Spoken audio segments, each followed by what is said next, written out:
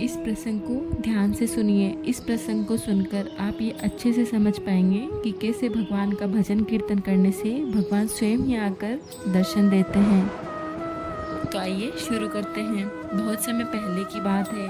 बिहारी जी का एक परम प्रिय भक्त था। वह नित्य प्रति बिहारी जी का भजन कीर्तन करता था।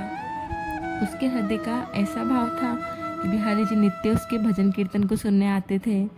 एक दिन स्वप्न में बिहारी जी ने उससे शिकायत करते हुए कहा, तुम नित्य प्रति भजन कीर्तन करते हो और मैं नित्य ही उसे सुनने भी आता हूँ, लेकिन आसन न होने के कारण मुझे कीर्तन में खड़े रहना पड़ता है, जिस कारण मेरे पाँव दुखने लग जाते हैं। अब तुम ही मुझे मेरे योग्य कोई आसन दे दो, जिस पर बैठकर मैं तुम्हारा भजन कीर्तन सुन सकूं। तब भक्त ने कहा कि हे प्रभु, स्वर्ण सिंहासन पर तो मैं आपको बिठा नहीं सकता, क्योंकि इतना सामर्थ्य नहीं है मुझ में, और भूमि पर आपको बैठने के लिए मैं कह नहीं सकता। यदि कोई ऐसा आसन है जो आपके योग्य है तो वो है मेरे हृदय का आसन, आप वहीं पर बैठ जाया कीजिए।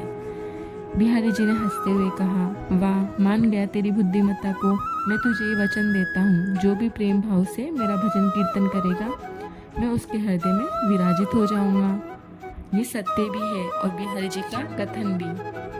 वह न बैकुंठ में रहते हैं, न योगियों के योग में और न ही ध्यानियों के ध्यान में। जो प्रेम भाव से उनका भजन कीर्तन करते हैं वह उन्हीं के हृदय में रहते हैं। इसलिए प्रेम से कहिए, राधे राधे।